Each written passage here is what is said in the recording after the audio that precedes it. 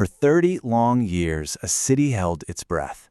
There was this ghost who called himself BTK, which stood for Bind, Torture, Kill, and he'd murdered 10 people and then just vanished. Poof! The case went completely ice cold.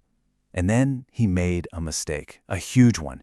He got bored, he got arrogant, and he decided he wanted his name back in the headlines. This is a story of how a serial killer's own ego became the very thing that brought him down. So, yeah, what does happen when a killer's ego is bigger than his brain? It's a question investigators were about to get a pretty stunning answer to. This is really a story about a guy who was so convinced he was the smartest person in the room, who played this deadly game of cat and mouse with the police, and who, in the end, outsmarted himself in the most spectacular way you can imagine.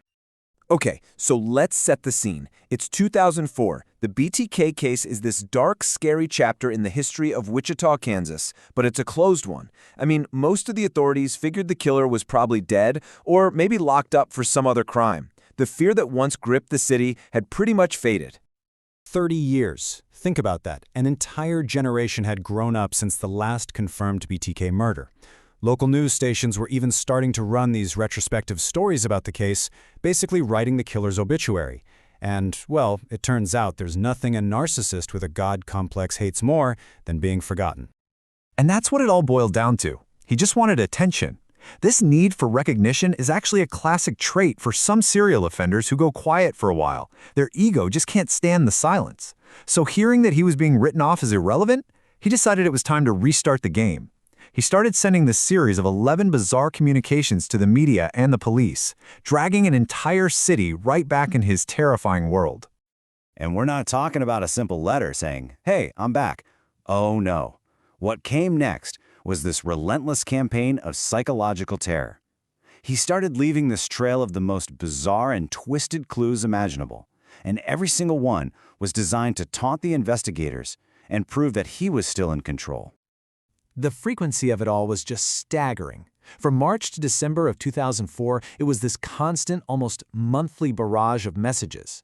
A letter here, a package there, and he'd leave them in public places, making everyone feel unsafe again, reminding them that the monster was still out there, watching.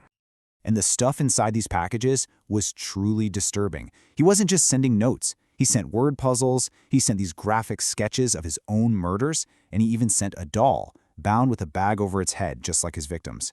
He was reliving his crimes through these gifts, and each one was like a grotesque trophy and a total slap in the face to law enforcement.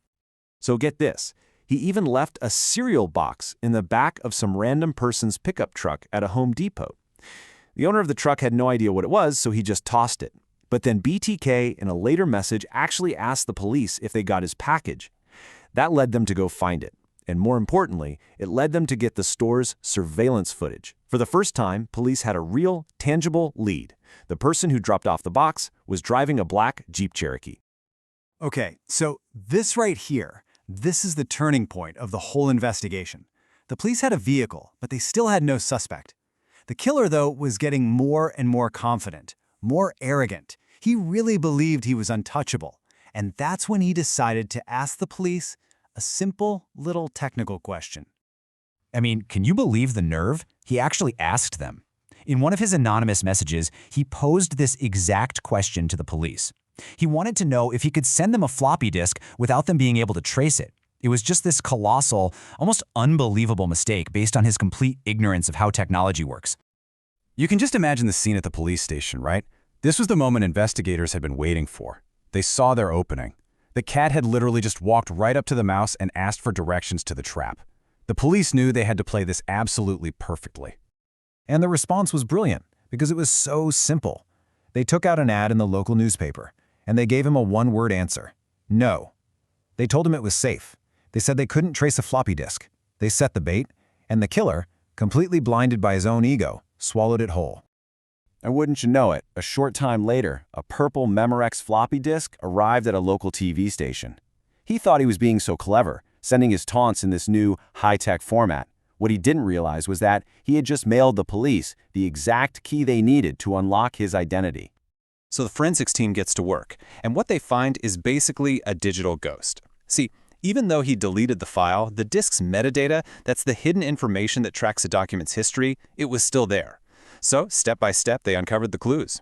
The data showed the document came from a computer at the Christ Lutheran Church, and then, the big one, it was last modified by a user named Dennis. And just like that, all the pieces started snapping into place incredibly fast. The police do a quick search. Who's named Dennis at the Christ Lutheran Church? Turns out, the president of the church council is a man named Dennis Rader.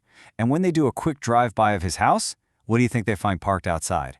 A black Jeep Cherokee. They had their man. Here's the thing. As strong as all that was, it was still what's called circumstantial evidence. It all pointed directly at him, but it didn't physically tie him to the actual crimes.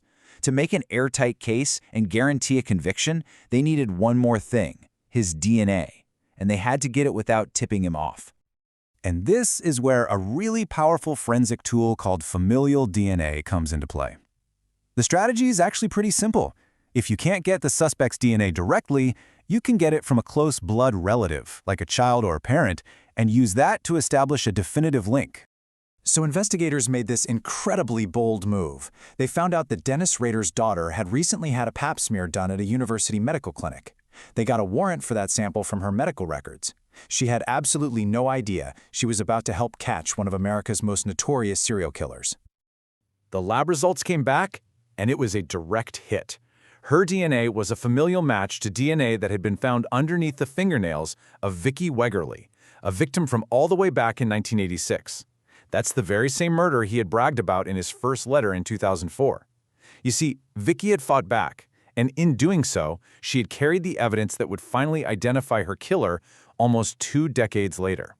One of the investigators on the case later gave that piece of advice, and it's so powerful. In the end, this killer's downfall wasn't just his own ego or an old floppy disk, it was the DNA left behind by a victim who fought for her life. And if there's one thing to take away from this whole crazy story, it's that her fight wasn't in vain, and yours never is either.